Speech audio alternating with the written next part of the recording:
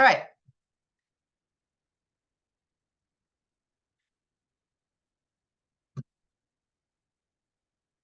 Can people see my screen for the W5 framework? Excellent, thank you. So we did do the W5 framework. I did mention again that these are different ways of looking at the problem to be able to kind of look at it from different angles and see some different insights than you would normally see when you just ask yourself the traditional questions. I would definitely say the W5 framework is the traditional questions that we often ask ourselves. And they're really important, and they get out, I would say, like probably about 60% of the main input that you're looking for.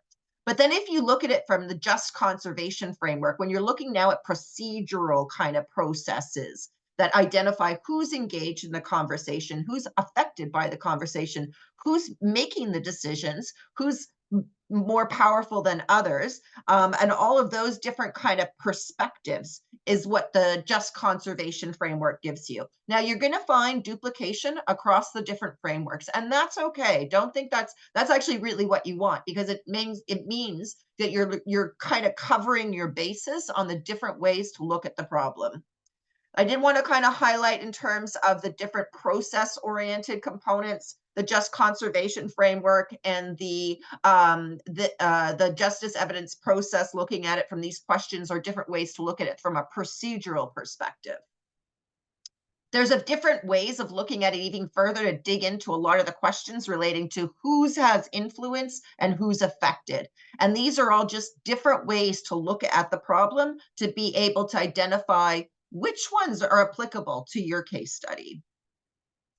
We did go into a little bit of the conversations on cognitive biases, because environmental justice is about not just it's about how people interact with each other, and there are cognitive biases that every single human has that we bring to the table in our conversations. And this is going to be really informative when you're advancing your stakeholder consultation process, to take this into mind and to be cognizant of how these kind of play out in group dynamics and decision making. So I did want to kind of, there's, again, these are different kind of ways we looked at the different kind of frameworks, and each of these frameworks you'll be using in your case study presentation. Then we did a little bit of a quick, really kind of identification that correlation and causation are not the same thing. And oh, go ahead, Leah. Leah, sorry. It's okay. No, I was just gonna say, like, I come up from a philosophy background, so we do a lot of like distinctions between causation and correlation. And I don't know if this is helpful for folks, but I always think of like without which not. So without which one of those factors would that end result not occur? And that's kind of like isolate what is like more than likely the causal thing, and so what needs to then be addressed. So I don't know if that's a helpful tidbit or like a little additive at all, but that's what I was thinking about last week when we were talking about correlation versus causation. Say that again. So it's like it's a principle of like without which not. So when you're thinking of like um if I smell, then I can go and say like, well, without one of those factors, how would I get rid of that end result, right? So it's like, well, if I don't shower, then I smell it. Like, and it can So also that be there the has to be some sort of component associated with what you're doing that's creating that kind of yeah, situation. And yeah. if you can't remove that component and change the result, then it's correlation and not causation. Yeah, exactly. Or it could also be the case that there's like a field of causation, so that there's a context within which like that there are multiple factors that are causing that outcome. But yeah, it's kind of like a question of like, okay, if that person didn't do those, like, you know, if it was the case that I stopped recycling, would that affect climate change? And the answer is like, I mean, a little bit, but you know, there are bigger like Yeah. parties at play, or like, you know, so asking kind of if I took away these factors, what would end up actually affecting that outcome, Good essentially. point. Thank you. Thank you for that. And it does kind of like the reason why this is so important is that as you try and address any environmental justice people, or any environmental justice issue, there are always going to be people who are going to be kind of saying, oh, no, that's not the cause of the problem. And so you do need to have like the causation and clearly identified data, evidence, working. If you don't have that information, you're going to have to work with other stakeholders to develop that and collate that information. And health sector is really going to be important in that kind of perspective. So if you're dealing with something that's a relatively new health effect, you're going to have a harder time making the change because you're going to have to convince people that this is actually a problem that they have to deal with. And it's important just to kind of look at it from the perspective of like there's so many battles to take on. You have to kind of like think like a little bit more strategically about which battles you'll take on and which ones you're going to be like. I'm not saying that they're not needed to be taken on. They absolutely do, but there's just so many of them that you do have to pick your battles a little bit more carefully and identify which ones have a chance of success and which ones are probably less likely to result in success. So I just wanted to go through them. So this is going to be super quick, but I did want to kind of highlight, again, we're not going to go through it all, but I did want to highlight even something as big as climate change can be broken down into its various component pieces that can help you identify what you can do to address moving from problem to solution.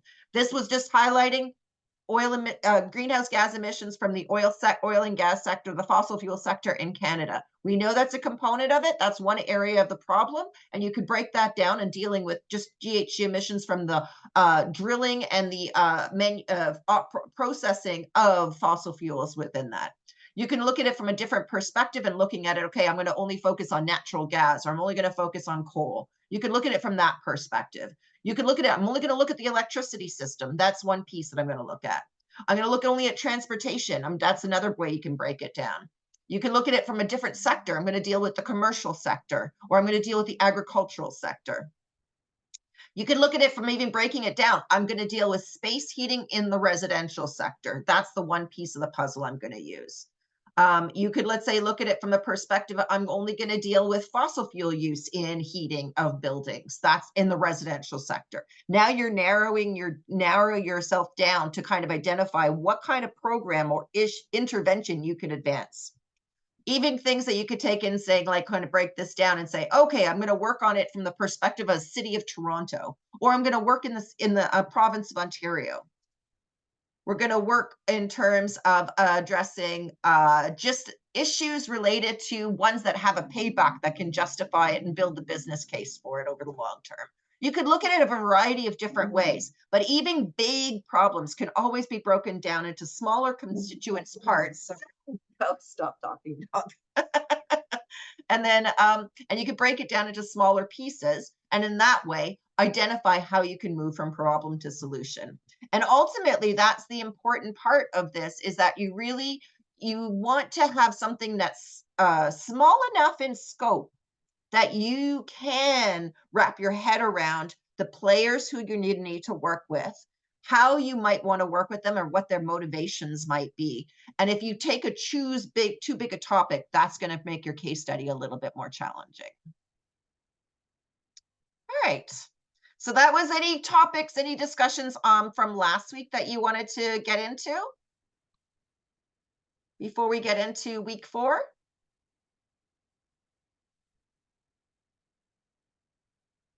Okay. All right. So what I'm going to do is I'm just going to start. Did I start that? Yes, I did. I'm going to share my screen again. And I'm going to.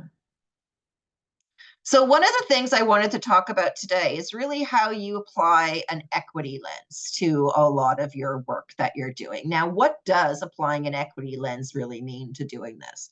And really what it comes down to, and I'll give you an example. So we're going to choose the example of how we're in Canada, eating right presently. We're going to talk about how we want people to make their buildings that they live and work in more energy efficient and get themselves off fossil fuels. And we're going to talk about the way we're doing it here in Canada. So right now, we have a lot of programs that are in place, either from the federal government Greener Homes program, where they're providing either incentives, which is paying people to do certain measures and achieving certain outcomes. There's also a zero interest in financing that's available to people to help them deal with that, the upfront cost associated with undertaking these measures. I did want to highlight a lot of these programs are to people who own their properties, single family homes, not apartment buildings, They are also a kind of a component associated with it that means that while there's financing associated with these programs, you still have to have the cash flow ahead of the time to be able to do these measures, to wait for your financing loan to come in. So it means we're giving people incentives, public dollars, and these are people who can advance these energy efficiency measures and pay for these energy efficiency measures and then wait for an incentive to come to them.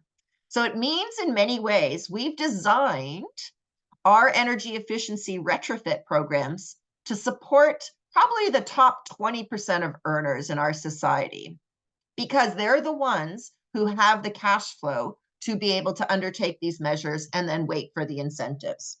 Now, if you were only thinking about this for how you want to reduce GHG emissions, greenhouse gas emissions, this is quite a solid approach. These are people with access to money that they can do this. It's not going to financially burden them with additional costs because they obviously have the cash flow to be able to do it. They are reducing their GHG emissions. They are making their homes more efficient, but we are dealing with only a certain segment of the population. And these are also, chances are, not the people who are spending the most amount of energy of their money on energy. So from a GHG perspective, that approach to the program design makes sense. But does it make sense from an equity perspective? And I think we can all kind of say it doesn't really make sense from an equity perspective. And it's important for people to take that equity lens and apply it to the programs that they're designing so that they can really think about who they're providing the services to and who are the ones most in need of these services. Now, I'm not saying that they would change that incentive approach or that financing approach. If they think that's going to get them GHG reductions, that approach in a design of a program might be fully applicable. But it also identifies that there's a gap. There's a gap in the programs available to people for either renters, for people who don't have the cash flow to be able to front all of this work and wait for a loan or an incentive to come back to them. So that, and there's also in a component, we know that there's folks who are in the lower and more middle income are spending a higher percentage of their income on energy than those in the higher income echelons. So we want to try and address the people who are experiencing more energy poverty than others. And thus far, a lot of our programs haven't done that. I will say that there are some programs that a number of different utility programs in particular that are free programs that are income qualified. So if you are below a certain threshold, you have someone come into your house to get all the energy efficiencies that either the IESO, which is the Independent Electricity Systems Operator who runs the electricity conservation programs, or you get Enbridge, who's the fossil fuel utility, to come into the house and do some energy efficiency upgrades.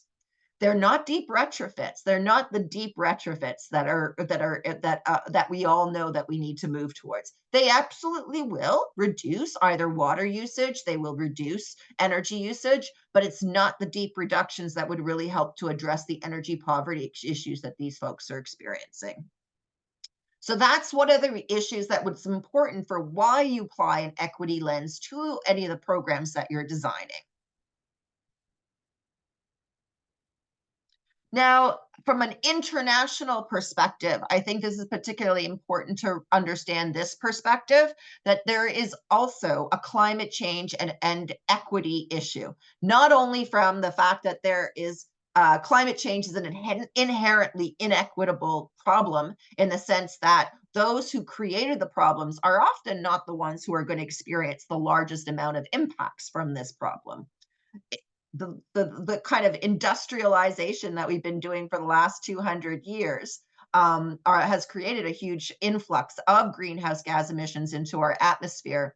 But many, let's say, Caribbean or island states, they didn't cause the problem, but they're going to be suffering from the consequences associated with extreme weather events. They're going to be suffering from the consequences with sea level rise. They're going to be suffering from the consequences on climate change issues on the ocean and fisheries and ecosystem as a whole. that they are likely to be far more vulnerable to than the people, let's just say all of us, in Ontario here might be experiencing. So in addition, women do take an extra burden on this in particular because often anyone with lower income is going to be more vulnerable and more vulnerable to climate impacts and being resilient to addressing and protecting themselves from climate impacts. In addition, let's just say in particular in a lot of African countries, it's still women who are responsible for collecting all the water for their communities and for their families. And we know that water access and water quality and water quantity is going to be a huge impact in terms of climate change impacts that many communities are going to be facing. That's going to add an extra burden with regards to different responsibilities across different, either whether it be from gender or whether it be from where you are in your the country or different countries. But it just means to show you that climate change is inherently inequitable. It is not necessarily going to impact the people who caused the problem in the same way that it's going to impact people who didn't cause the problem. So again, this is another aspect of how you would look at your case study and different lenses you would apply to kind of understand what are the equity implications associated with my case study or my issue that I'm trying to look into. So really when you're looking at it from like the perspective of like procedural, like how are people able to access? Is there equal access to whatever I'm designing, my program that I'm creating? Does everybody have equal access to it? Are there certain populations who would be less able to participate than others? You can look at it from the perspective of like, okay, so in addition to like, okay, so everybody has able to access my program, but maybe there's people who I want to have better access to my programs. Maybe that's kind of like saying, oh, you can have an income qualified program, that it's only putting all your resources to those who are in most in need of it. You could look at it from the structural perspective in terms of like really who's making the decisions, who's affected from the decisions and who's able to make the decision. Are those who are affected actually able to make decisions and influence what happens? And then look at it from a generational perspective. How does it affect this generation? How will it affect generations to come? Looking at it from that perspective, that's a kind of often a newer way for Western society to think of things. So I did want to kind of highlight really when you're kind of thinking about program design from an equitable perspective. Yeah, absolutely, Frankie. There is still an issue. I do have to say, like, there are some municipal programs coming into market in the retrofit. So as this Frankie was mentioning about the Greener Homes program and wanting to do it, but again, the kind of the cost associated with it was pretty the upfront capital cost associated with just too prohibitive. So one of the things that some municipalities are doing to try and address the inequities in these more national programs is that they're providing loans to residents where they give the money up front, so that instead of actually expecting people to be able to have the cash flow and waiting for all the work to be done, they give the money to the resident to undertake all of the measures, and then there's installments that go into it. That's one of the problems we're experiencing with the Greener Homes loans that are available, because you think that would solve the problem. You're giving a loan that gives the people the upfront capital costs. But then this is a flaw in the design of it, that they only give 30% of the money at the time when you sign up to the program, and you have to wait for the 70% of the loan to when everything's all done, when you submit your final energy audit and that it shows that you've made this progress. Now, I understand from the perspective, they want to actually make sure that we're achieving the reductions that we want to achieve. But it also, you can see that that design associated with only giving 30% of the funds at the front and waiting for the 70% till all the programs completed can be an issue in terms of cash flow to people to manage with all these measures and contractors that want to be paid. And some municipalities, I did want to kind of highlight, are trying to address that equity issue and design the programs to be more hospitable to cash flow concerns. It really also means that when you look at your programs, you're looking at it from the perspective of not just you're wanting to get that equity review of it to say like, okay, how could this serve the people who need it the most better? What can we change in the design to make it more useful to them? So really one of the key things, reach out to those people, find out what the barriers they're going to be facing. Work with organizations to try and access those people to try and get a better sense of the barriers that they might be experiencing in participating in such a program. Recognize what kind of like cultural and institutional racism or history there might be that you want to try and understand. Like, is there something you need to be cognizant of that you want to try and see if you can at least be the least at a minimum be aware of it, and then understand how you could possibly try and address some of that within your discussions with them. One of the things that's really important is a lot of the times you want to always look at it both from an energy and emissions perspective. And we've had such a kind of focus on energy in a lot of our conversations and a lot of our kind of energy efficiency programs that we haven't necessarily always talked about the emissions component. So there is a learning perspective. Now, you can be a very efficient home, but if you still bring fossil fuels in to heat your home, you're going to be having GHG emissions associated with it. And so when you look at it together, you want to look at the energy efficiency because that brings in the affordability component. How much do these measures cost? What's the return on investment in terms of energy savings that you're going to be able to use to pay that upfront costs back? You also want to look at it from a GHG perspective because you want to get fossil fuels out. And if you're still bringing fossil fuels into a building, there's no matter what you do, you're always going to have GHG emissions associated with it. So that's why one of the key areas for how we are going to move our, let's say, I'll use the buildings as an example, is we have to electrify. Now, individuals, yes, there's always going to be greenhouse gas emissions associated with the grid, the electricity grid, but an individual doesn't make that change. That's as a society we have to make that change. So I don't think that individuals should be held responsible for whatever grid GHGs are in the grid. That's a government responsibility that we all kind of have to advocate collectively with the government level. But what you do within a building, I think that is within the property owner's responsibility. Really, you want to try and identify what makes these program opportunities to engage in these programs more useful to these people. How do you make it easier for them to do that? How do you make sure that it's like the equity is designed into the program in the first place? All of these are different ways to look at it. So really want to try and have this, really when you're designing your programs or your intervention, you want to apply an equity lens to your intervention. So how do you go about doing that? I'm going to just go through this. So really what you want to try and do, there is another kind of, again, the 4W framework. Ask yourself, who is this for design? What am I trying to achieve with this design of this program? Who am I trying to serve? Who is most in need of it? Who is most likely to be able to participate in this program? And if there is a gap between who's in most of need of this program and who's likely to participate in that program, you've just highlighted an equity gap. And that's where you can kind of bring in consultations with your target audiences, with the members that might represent and support those target audiences to gather their input to understand how you can better design the program to meet their needs and make it more hospitable for their participation.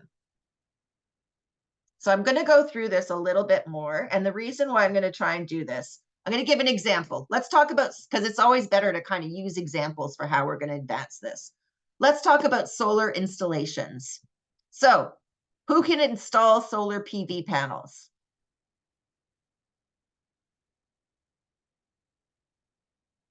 Everybody, right?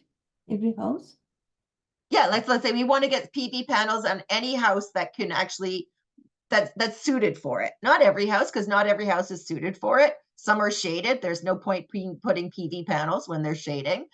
The alignment might be wrong, so you don't want it. So like, let's say we want to get solar PV panels on every house that's aligned appropriately for being able to generate a significant amount of electricity via their PV panels. So who is most likely to be able to participate in these types of things?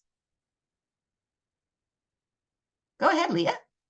Well, like those who can afford to hire folks to like install that and like afford the materials.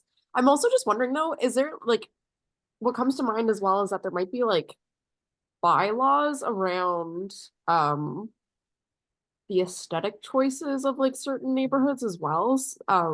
I don't know. I don't know if that's necessarily true, but that just comes to mind. Thankfully, there's no bylaws on the aesthetics of PV panels. The only kind of biggest limitation there is like on zoning and stuff like that is actually related to the grid and where the grid can handle a connection. That is probably like outside of the financials, which is about, let's just say we're going to choose an average home. You're talking about $20,000 to put that kind of PV panels up on the roof, right? Now, prices have come down significantly. We know prices are going to be coming down even more into the future, but it's still a big upfront capital cost associated with it. Now, it does have, like, again, it's a good payback in terms of, it does not like it's going to be, you're going to make your money back over the lifetime. These PV panels last at least 20 years. Chances are, I think the payback nowadays is about 10 years. And you can get that money back in terms of your upfront capital costs through your savings on your electricity that you had to purchase from the utility. Go ahead, Leah. No, I was just wondering, are you also able to like sell back that energy to the community at all? So interestingly enough, this is where we're going to get into some policy conversations on this one. You absolutely would be able to, except there's a couple of different gradations for how this solar market has evolved over time. At the beginning of this solar market on Ontario, the people were offered FIT contracts or microfit contracts, and that's often how these solar PV installations. You generate a certain amount of kilowatt hours, you're paid per your kilowatt hour. So when FIT contracts were first created, and that would have been like probably in the early 2000s, you were getting paid about 40 cents a kilowatt hour to install your PV for every kilowatt hour you put into the grid. At that point in time, 100% of the electricity you were producing was going into the grid and sold to the grid. And you were paid per kilowatt hour. So it still meant you still had to fork over the upfront capital cost to install it all. And over the 20 years that you had a contract with the independent IESO, Independent Electricity System Operator, they said that they would purchase each kilowatt hour you put in at a certain price for a 20-year contract. And so you had a pretty good surety that you were going to make your money back over that time period associated with that investment and have a nice return on investment. But it still meant only people with the upfront capital costs were the ones who couldn't get these FIT contracts because they had to install it. Then the market changed. FIT contracts changed, and now the price associated with solar is very different in terms of where it was 15 years ago. So now the market is now called on a net metering market, which means a building will put in a solar PV installation. They will use as much of the PV electrons as they can within their own buildings for their electricity use. But what they're not using, they sell to the grid. And it's not like you're getting a check at the end, but you're given credit for all the kilowatt hours you put into the grid. And then those kilowatt hours that you gave to the grid are minus from your kilowatt hours that you took from the grid at the end of the month. And then that's reconciled at the end of the year. Did that make sense, or did I confuse you even more? No, it makes sense. It's just, it sounds very, maybe unnecessarily complicated, like to give and take. It's like, why not just like cover your household and then the excess gets sent off? That's exactly what they're doing. Oh, that is? Okay. Yeah. Okay. That's the new version for where we are right now. We were in the old version, it was a microfit where you sold 100% into the grid because you were making more money on that. But right now, because of the more economic competitiveness of PV panels, that is no longer a program that's needed. And now it's a net metering one where you use whatever you're using for your PV panels on your own building, and whatever you're not using, you send into the grid. I see. No, my only interaction with it is like market farmers in Nova Scotia that my friend works with. so I've Yeah. limited. Yeah, no, and a lot of the farmers that you see, a lot of the PV panels that we see on farmers like farmers' land is part of the microfit contract. That was one of the kind of programs, and it was around for about 10 years to help build the market for renewables here in Ontario.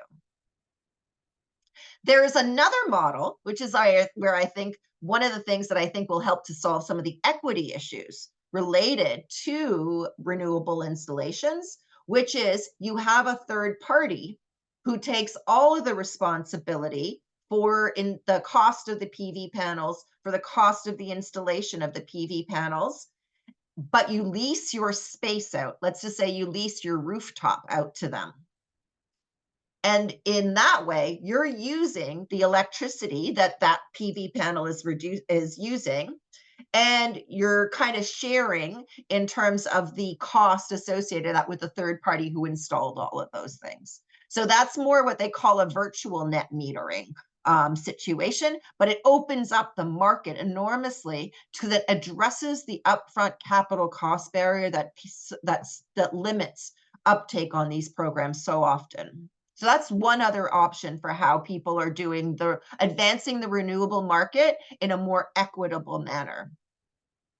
Unfortunately, we don't yet have the virtual net metering policy enabled in Ontario, but again, we're working on it. I don't know why. To me, it's like one of the mysteries. I was like, I don't understand why this government is so against virtual net metering on it. Is it just like a dogmatic thing on their kind of thinking that renewable energy is too expensive, even though it's not? When they're willing to invest in nuclear and they're willing to invest in fossil fuel, which is more expensive than renewables. So this is where the policy kind of conversations back and forth are so important to try and address the biases or the status quo thinking that is inherent in energy policy and decision making. And because energy is such a complicated file, people are very kind of prone towards maintaining the status quo and not making changes to it. But you can see how this, like, let's say I'll use the example of the Fort Collins utility, where they really did advance the opportunities for lower income people to get PV installations on their buildings. And really what it did is that it provided a kind of like almost a lease to own kind of market for them. Yeah, I wonder. I don't quite understand. Like, it's not necessarily profitable because I've never seen a nuclear plant that's profitable in the sense that that a government is owned. Usually it's always either, even when they're private nuclear power plants, they often will only start to construct once they're backstopped by the government on cost overruns. And I don't know about you, but I've never seen any story of a nuclear power plant that came in at budget. Every single story that you hear of a nuclear power plant is a nuclear power plant that was way over budget in terms of what was originally expected to cost to be constructing that. Plus, you need about a 10 years lead time for it. So I'm not saying that we can go into the discussions on the pros and cons of all of that. And I'd love to kind of go into a discussion because it's always a fun one, but it does mean that nuclear power will never be cheap. It is very expensive. But yeah. I don't know if you already mentioned this as well, but like obviously, like I know I'm a renter, so like I don't really get to choose how my household is run in those ways. So like it'd be nice to get rid of those costs so that like, Yeah. you're And out of renting. curiosity, as a renter, is your energy costs in your rent costs, or do you have a separate utility bill? So I am in a basement of like a single family home. So my utilities are built into my rental costs at the moment. But I have lived in spaces where it's like a separate additional cost. So I get the choice of like how much, or like I have more autonomy over like getting to choose how much or how little I'm using so that I Yeah. could lessen the costs, but Yeah. not in this space. Yeah. And out of curiosity, this is where an example where it comes into it. If you are in a situation, let's say we'll use an example of a rental building, and where the rental building doesn't pay the utility costs for each of their tenants because they're separately metered and there's a customer account for each one of their tenants on that. So, but to make the decisions that need to address the energy use or reduce energy use, there's the building owner has to make the decisions to invest that money. But what's the motivation for them to make that investment when they're not the ones paying the energy costs? And that is called the split incentive. And that is, again, a inherent design you have to kind of be aware of to try and figure out how do you address that barrier. All right, so let's try this out. What are the mechanisms available to address this split incentive problem? What program design elements could you do? So you're going to run a retrofit program for rental buildings, and it's a financing program. It also has some incentives. It helps rental properties undertake energy efficiency measures. And you're trying to work with a building where the tenants are the ones that pay the energy costs. What kind of conversation would you have with the property owner? How would you make the case for them to want to do this work? I don't know if I would talk to the property owner. I would get a collective of tenants together to show like a united front in wanting those retrofits in the first place. Yeah. Yep, that's absolutely one strategy to use. There would also probably be concerns by the tenants. They're like, is this going to increase my rental costs, right? Like, it's already high enough. Is this going to increase my rental costs? And how do you want to make it so that it doesn't increase your rental costs? Now, the goal on this, when you're talking to the property owner, you'd be like, look, this isn't going to cost you, this isn't going to cost you're going to put this money in. Your tenants should be reducing the amount that they're spending on energy. And therefore you're gonna try and figure out how you can take that amount of money that they're saving to repay it. You can increase it but you can see the challenges associated with how you design these ones to suit this type of audience, right?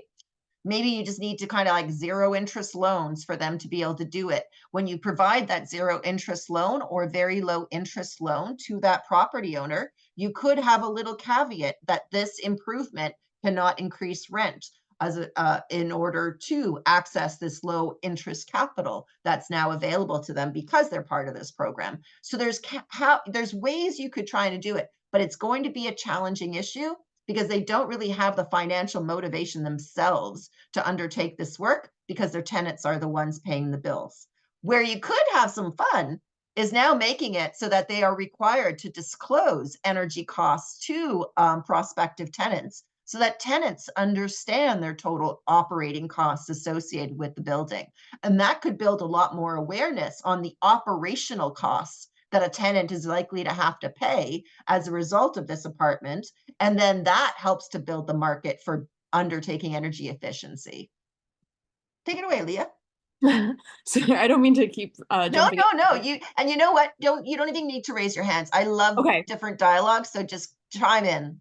Okay. No, it also makes me think like I always like in the past when I've tried to convince folks that they should focus on equity issues, I always kind of frame it as a bit of a marketing tool as well, which is awful because then you're like feeding into that like greenwashing, but unfortunately that is like kind of what works. So like, yeah, I don't know if it ends up being like if you're able to convince a property owner that like it makes their building that much more attractive, and then you get a certain type of like, I hate this so much, but like a certain type of tenant so that like they're more likely to want to put those retrofits on so that they're attracting more like responsible eco-minded folks as like a way to motivate them, because then if they have more responsible tenants then like hopefully less issues on their end, and like I don't know if that's a motivation at all, but yeah. Well, I certainly think like that we know that higher rents that they could charge would definitely be a motivation because we know that self-interest is a human nature. Like, well, I know at one point in time we at one of the classes we were talking about human nature. We were also saying like whether we were hardwired for fairness. Yes, we are hard. I do think that we are hardwired for fairness, but we are also hardwired for self-interest. So it's not like it's like all altruistic. We do have to kind of speak to people's self-interest motivations. But I do think, and this is where I think that the regulations are going to be particularly important, because you can deal with kind of voluntary programs to get people to try and do these changes. But really, for scale up comes up is where you now need to kind of move towards a much more thou shalt do this because this is expected what you need to do in order to get a scale up, and it's not just a voluntary program. So let's just say, for example, you could start with saying, okay, first things first, energy use of the apartment has to be shared with prospective tenants. They have to know what their operational costs are. First thing, then that helps to open up the market on energy use, total operational costs for renters. That kind of gets renters asking a little bit more questions about how much are my costs going to be for energy. That kind of going to the property owner helps to get them aware that this is going to be a question that's going to either help to make the decision for people. Now, we all know in a very difficult rental market like we are all experiencing here, this is probably not going to be a big factor in terms like you're just going to be like, you know, it's your ability to pick and choose isn't necessarily going to be as robust as you would like it to be. But it is something that absolutely needs to start coming into the conversation overall in terms of how much people are going to be having to spend on their energy costs moving forward. If you are a property owner and you're paying the energy, then there is a self-interest motivation for you to want to undertake the measures to reduce your energy costs. But ultimately, in some ways, in order to get everyone to do this, we are going to have to come out with building performance standards that say, you're going to have to get your building up to this level in order to, you know, I mean, and then what are the equity and affordability implications of setting up building performance standards?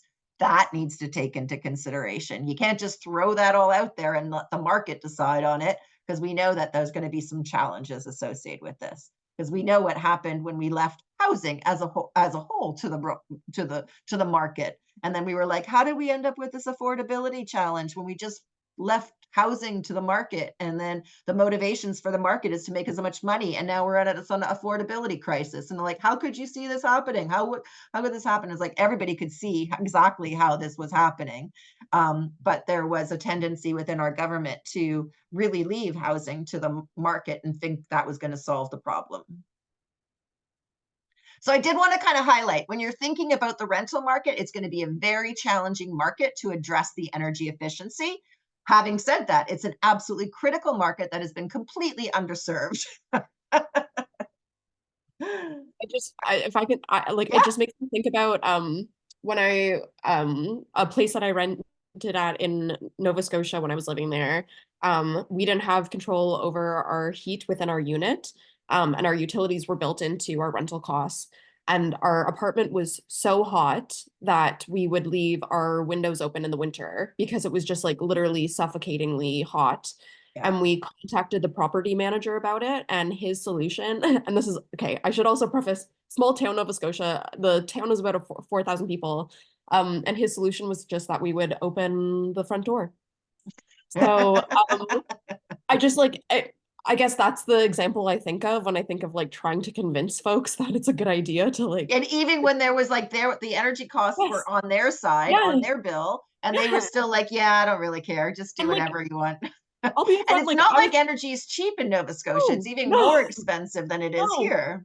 Which is why I was like, so, and you know, our, like, I think at the time I was paying, and this is wild for me to think about now, I was only paying like $350 in rent. So like, it's not like we were paying that much. So it was interesting to have this person, again, like tell us, or like renege the responsibility of it, even though the cost must have been far greater for them. And the discomfort for us was like also Yeah. extremely annoying. I So wonder, and that might have been like, there could have been a couple of different entries. It could have been one that that they just didn't care because they didn't actually pay the bills themselves, and it was part of a management company, and they're like, whatever, that's fine. So there's no self-interest for them, and they're not paying the bill, so they don't care. It could be also that they might have had some experiences with regards to the heating flow or the air circulation across the building, that you might have been like, it's very hot, third floor might have been freezing and that there was no kind of common ground that anyone could find. Only the one probably in the middle was okay. You were super hot and probably the third floor was freezing cold. You were So the it could middle. be it could have been one of those issues that you're like, I can't fix this problem with like an easy solution.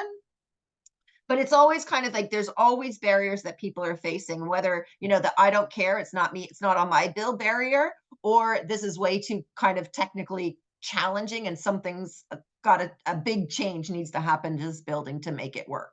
So there's a variety of different issues, but that's really what you want to start digging into to try and find out what is motivating people to either make decisions or what's motivating them to not make decisions. So you can understand where their barriers are and then see what you can bring into your design of your program to see if you can address those barriers. You won't be able to deal with them all, and that's okay.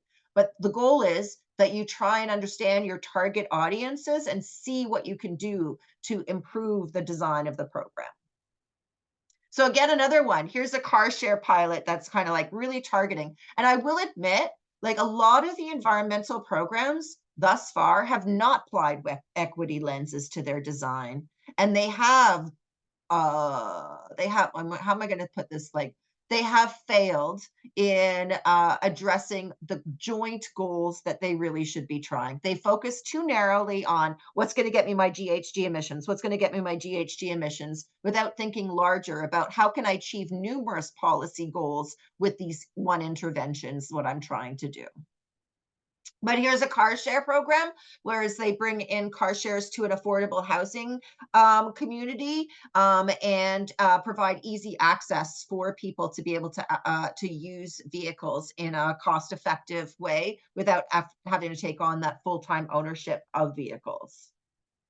They also brought in active transportation as well to these and doing a bicycling hub within these communities. That's another option for how people are trying to address those transportation options. And transportation programs are really, really important because I don't know if you think about it from the perspective, but if you help people deal with their transportation challenges, you have made their lives better. Like it's just inevitable. Challenging transportation routes that people have to go to, if you can address them, you will make their lives better. So you can say this is another program in Quebec where getting green power, so renewable power to lower income folks. Again, it's helping to address that upfront capital cost barrier and addressing that kind of replacing the paybacks on that loan to get those through the operational savings that they have. But it is interesting. One of the key things that I think is important, you'd think about like, what's the equity value associated with getting renewables on a property? And you could say like, okay, you know how we have a graded scale on electricity costs here in Ontario, that we pay the lowest amount for electricity at night. We pay the highest at our peak times, which is like, you know, rush hour times, but it's usually during the day. And then we have a midweek kind of mid-peak sort of price. So we have three prices that we often have for electricity costs. And peak electricity, renewable power can help you address peak electricity costs the most, because that's often when you're going to be generating electrons from your PV panels, is during those peak hours of electricity prices, because they're during the day. So there's opportunities. Having renewables reduces people's vulnerabilities to those higher peak prices in electricity. They're going to have a stable electricity generation for the next 20 years for their PV panels once they're installed. And it's going to be less than their peak electricity that they're paying at that price. So they can help reduce their electricity prices through the installation of renewable systems. So that's one of the reasons why it's also, and it's price stability. Because once you put your PV panels, those are going to be generating electrons for your electricity for the next 20 years at exactly the same price. You're going to be less vulnerable to electricity price increases over time. I was mentioning the weatherization programs. So I did want to kind of highlight, there are some really great low income programs that really super turnkey. They income qualified, they go into the home, they do all the work on it. And that's fantastic. What I really would say is the equity gap in these programs is stop being superficial with the energy measures that you go in there. How do we address people's kind of like deeper building envelope goals? How do we address their mechanical system needs? Those types of issues that are going to be really important. Those are bigger ticket items, and we need to help those people with that as well. I did want to highlight, so I'm going to show, I'm going to show one thing that I want to go on to.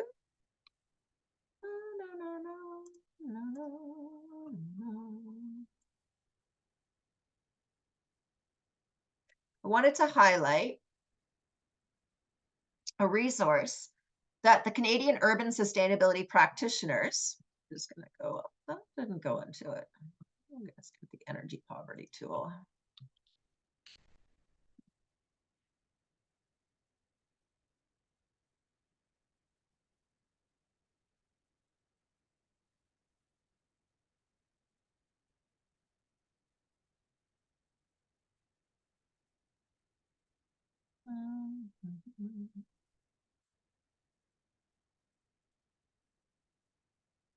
So this is a great website.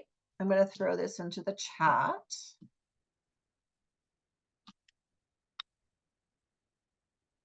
Where you can go and you can start exploring across the country to find out the different rates of what percentage of the population spends more than 3% of their income on energy. What percentage spends more than 6%. When they spending kind of like the calculations for it is often like if you're spending more than 6% of your income on energy costs, that would be kind of put you into the energy poverty kind of area. But let's just say we're going to go in. Oops. What did I just do here? Give me a place in Canada. Someone just throw something out. Quebec. Quebec. Okay. We're going to go here. Let's go to Saguenay.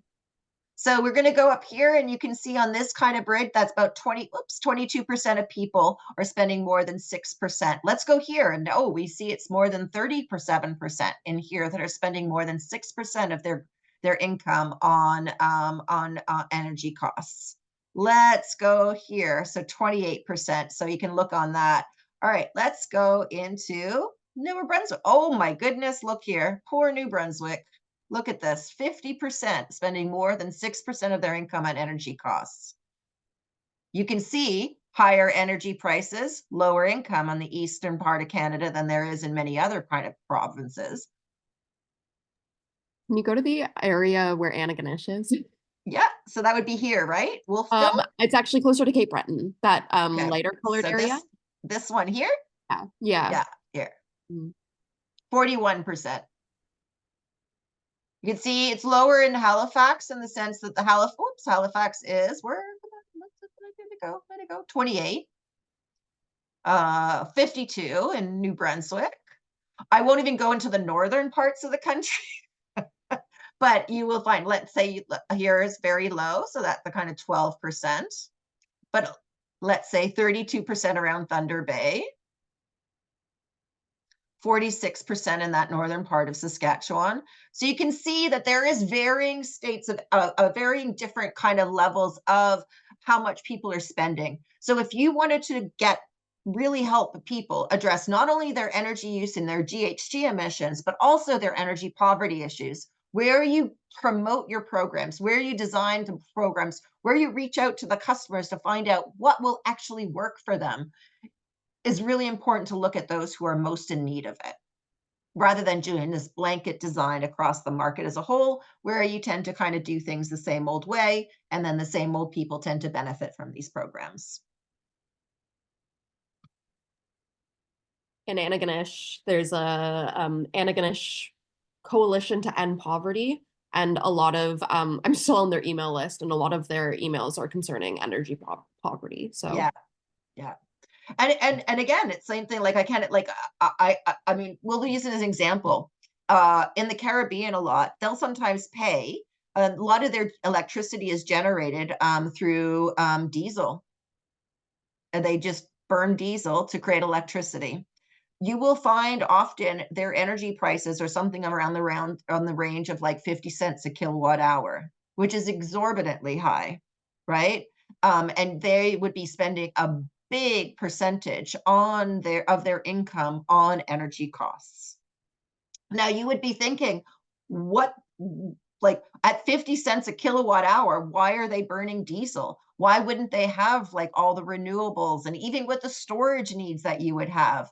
And that is something that is taking place. One of the biggest barriers they're facing in terms of advancing renewable installations and generation within, let's say, Caribbean countries is old grids, old electricity grids, and the cost associated with investing in your electricity distribution system to be able to manage the two-way flow of electrons from homes and then from homes in terms of their PV panels, but also into homes. Now our whole electricity system has been geared towards big generation, transmission wires, and into people's customers. It's not necessarily designed for the two-way flow of electrons. And so that's some of those upgrades that need to happen in order to open up the renewable opportunity to many countries. All right. So I'm gonna stop that sharing. I did want to kind of highlight. So one of the things we're going to do is we'll take a little bit of a break. But what I would like to do for a breakout group, because I want you guys to be able to kind of chatting with each other. But what I'm going to do is I'm going to share something with you that I wanted to get here.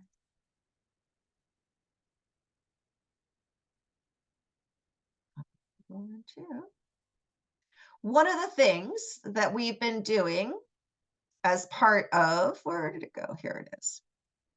As part of the work we've been trying to do with some municipalities that they've been designing their retrofit programs, we've been asking them, okay, apply an equity lens to all of your climate actions. What are the opportunities to address both climate and to address equity goals? How do you bring those two together? How do you bring more synergies? And to your point, Leah, about kind of being self-serving or kind of like being the marketing associated with this, one of the marketing approaches, because it is a marketing approach that you have to kind of often use on this.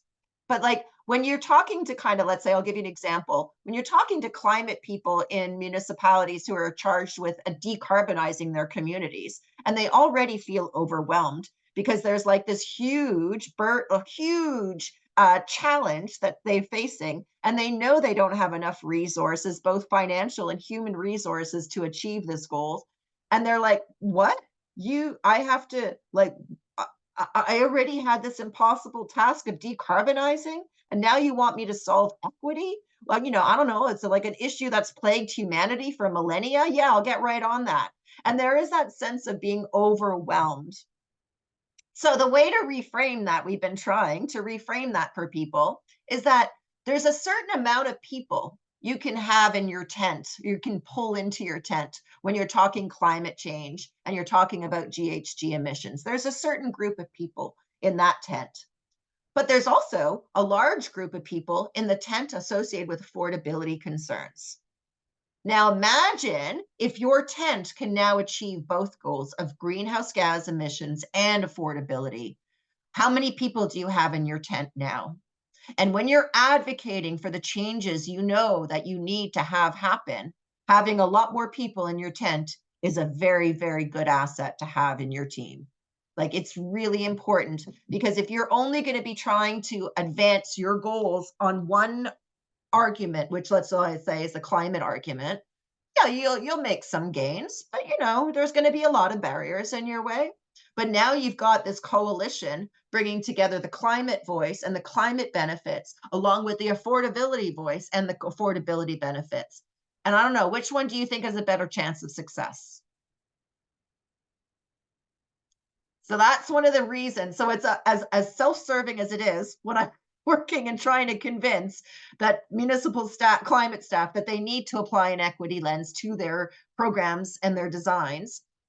The biggest justification I give for them is that you need more people advocating for the things you need. And therefore, you need to achieve a variety of co-benefits associated with your project to bring more people into the fold advocating for these issues. And as self-serving as that is, if you're achieving numerous policy goals along with your programs, everyone's game for that. No one really wants to say, oh, I don't want to deal with more issues associated with our programs. It's just addressing the upfront barrier of like feeling overwhelmed and then kind of highlighting to them how they can still achieve their job, which is in their job description, but also a whole bunch of other goals that they all want to achieve as well. They just didn't know how. So one of the things we've been doing is advancing a crowdsourcing effort associated with this. Municipalities are advancing green development standards. So we are asking ourselves, here's the questions that you should be asking about all of your different programs. And it's just a start. It's no one saying that you have to get everything right all at once, but don't put your programs out into market without thinking these questions through. So one of the things I'm going to ask you guys to do in smaller groups is these are some top level questions I want you to kind of look at, and then look at like I'll send up, there's a green development standards. We're going to do residential retrofits, the rental market. We're going to do renewable installations. I'll break up into small groups, and then people, and I'll just randomly allocate you. And then what you'll do is kind of like see, these are the top level questions. You'll be reviewing them and see if you think that there's some questions that you think is missing. And then you'll just be looking at one of the issues. You're looking at its application to green development standards and how well you think they did that. What kind of pieces did they miss from the story? So just have a discussion about the equity synergies associated with these different actions, and we'll create a group of that.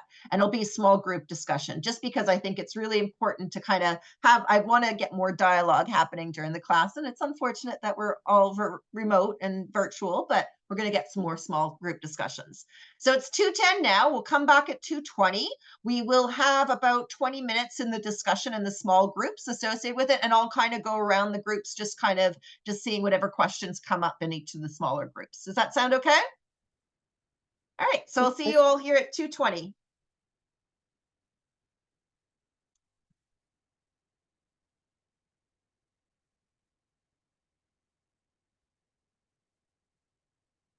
And yes, I will be here for the class after class for anyone who wants to have any discussions after class. Okay, thank you. No problem.